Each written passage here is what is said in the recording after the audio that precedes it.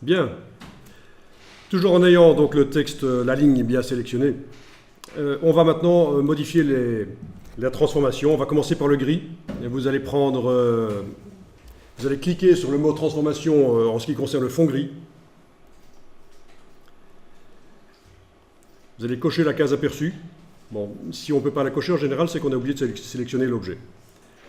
Donc, on a bien cliqué sur le mot transformation du fond gris. On coche la case aperçue dans la boîte qui s'ouvre et on va utiliser le déplacement. Le déplacement, vous allez déplacer vers la droite et vers le bas. Un peu comme ceci, voilà.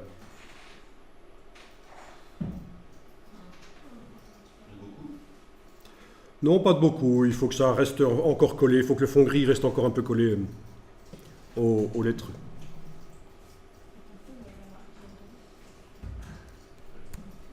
Et vous allez faire la même chose pour le fond blanc, sauf que le décalage va être moins important. Et ça devrait donner l'impression qu'il y a donc des lignes grises qui suivent un peu les lettres, qui soulignent les lettres. Mais après, on va changer, vous allez pouvoir faire des tests avec différentes polices de caractère. Vous allez voir qu'avec certaines polices de caractère, ça donne mieux. Donc maintenant, toujours en ayant attention le mot sélectionné, je vais jusque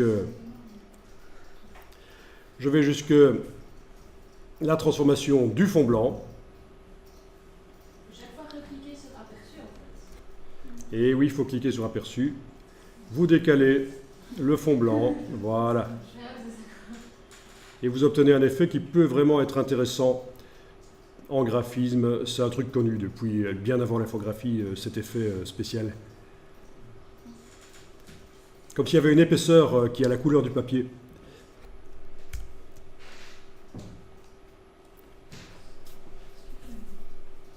Après, vous enregistrez, vous pouvez tester avec d'autres polices, c'est-à-dire qu'il suffit de sélectionner la ligne et d'aller dans la palette de caractères, changer la police.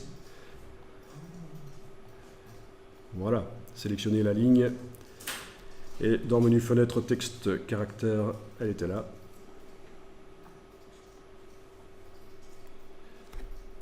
Voilà, passer en revue les polices éventuellement. Voilà, avec des lettres avec beaucoup de rondeur, ça donne pas mal. Après, il faut ajuster l'intensité du gris. Généralement, quand il n'est pas trop foncé, ça donne mieux. Genre gris moyen comme ça peut donner très bien.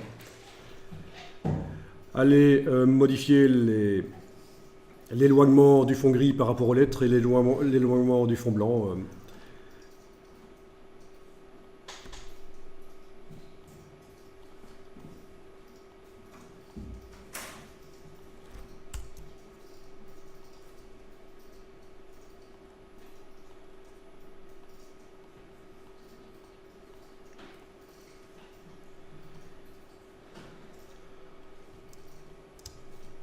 Voilà. Après, il faut faire un peu de recherche graphique pour trouver la bonne solution.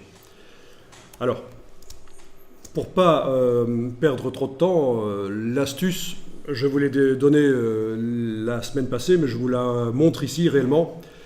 Quand vous avez obtenu un résultat qui vous plaît, vous allez dupliquer tout simplement l'objet, en le prenant avec la flèche noire et avec la touche Alt, vous le dupliquez.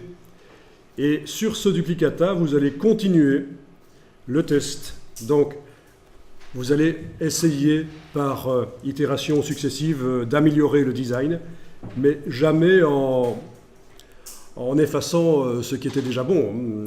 L'objet qui était déjà bon là au-dessus, je le laisse tranquille pour l'instant. Je continue mes recherches sur la copie.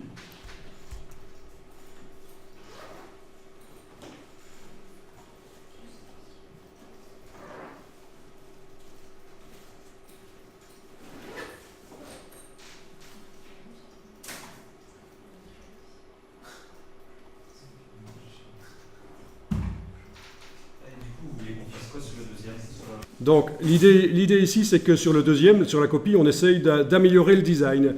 Voilà, je viens de modifier un peu les valeurs de déplacement des deux fonds gris et blanc. Et là, je me demande, tiens, mais qu'est-ce qui donne le mieux? Est-ce que c'est la version du dessus ou la version du dessous? Voilà, et ainsi de suite, on pourrait continuer. Même en agrandissant le plan de travail, on peut avoir comme ça 5, 6, 7, 8 versions. Et ces différentes versions, bon, ben forcément, il y en aura une qui sera la bonne que vous allez garder à la fin, mais il faut toutes les garder. Pourquoi? Parce que dans la charte graphique du logo, si vous faites un logo, si vous faites un logo, dans la charte graphique, vous allez pouvoir intégrer toutes ces variations, toutes ces recherches qui ont finalement été abandonnées. Elles peuvent malgré tout être intégrées à la charte graphique. Comme ça, si le client vous dit... il ne pourra pas vous dire, le client, que c'est un peu cher pour ce que vous avez fait. Vous allez pouvoir prouver qu'il y a eu de la recherche, il y a eu des pistes qui ont été envisagées et finalement abandonnées. Parce que bon, c'est toujours un peu... Il faut se mettre à la place du client. Il paye cher pour un petit truc au final, mais il ne voit pas toute la recherche qu'il y a derrière. Donc la recherche, ne l'effacez pas, gardez-la et intégrez-la même au dossier qui est présenté au client, à la présentation faite au client.